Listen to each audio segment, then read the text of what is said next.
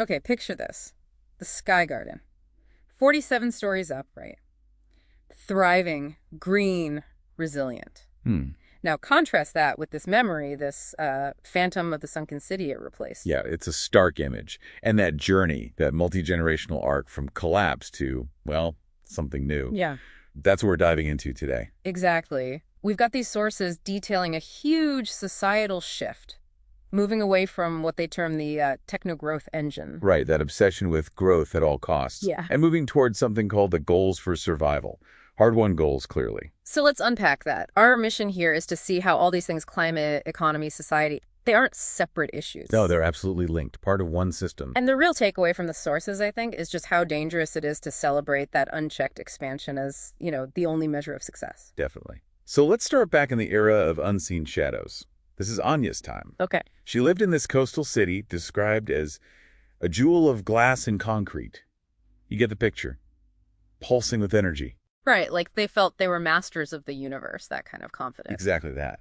But the sources, they show these shadows lurking just beneath the surface pretty immediately. Yeah, three big ones rising together. You had stark economic inequality shantytowns just booming. Mm. You had serious environmental degradation, things like acid rain becoming common. And then resource depletion. Yeah. Wells drying up, further out from the glittering center. And the sources really highlight how this poverty trap was tightening. Ah, yes.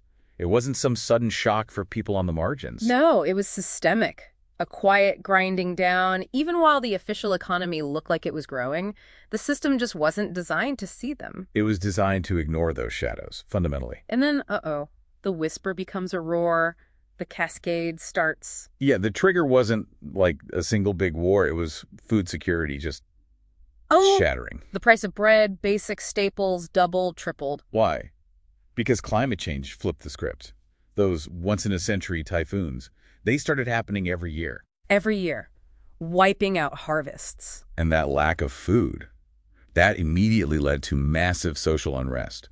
Riots starting in those ignored shantytowns. And spreading inwards, fracturing the whole city. And the sources are clear. The final blow wasn't one dramatic wave like in the movies. It was the sea slowly advancing. Why? Failed infrastructure. Failed infrastructure, and crucially, a complete breakdown of global cooperation. No one was working together anymore. So this theoretical breakdown spiral we read about. It became devastatingly real. Every failure just fed the next one. Natural resource limits finally hit hard. Leaving behind just fragments, broken, distrustful states. Which brings us to Ilara's generation, raised literally in the wreckage. Right. And they understood something fundamental had to change. They stopped asking, how do we fix the broken parts? And started asking. How do we live differently? A total shift. A huge paradigm change. Okay, so what did that look like? Well, they realized waste wasn't waste. It was food for another part of the system.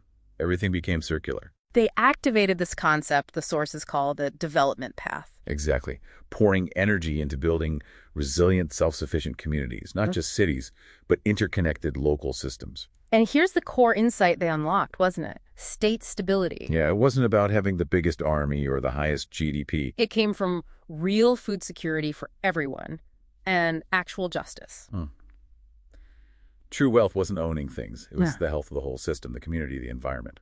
So pulling it all together for you, the listener, you have Anya's generation seeing the world as a machine to exploit. Then Ilara's, seeing it as a broken system needing understanding and a total redesign. And now, the generation in the Sky Garden, they see the world as a home, something to love, to steward.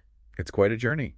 And the Sky Garden exists today because they remember the sunken city so clearly. Right, which leads to the final thought. If their success is built on remembering failure, what failures are we building on right now? What are we maybe conveniently forgetting? What unchecked systems is our generation tasked with dismantling before they create our sunken memory? Something to think about.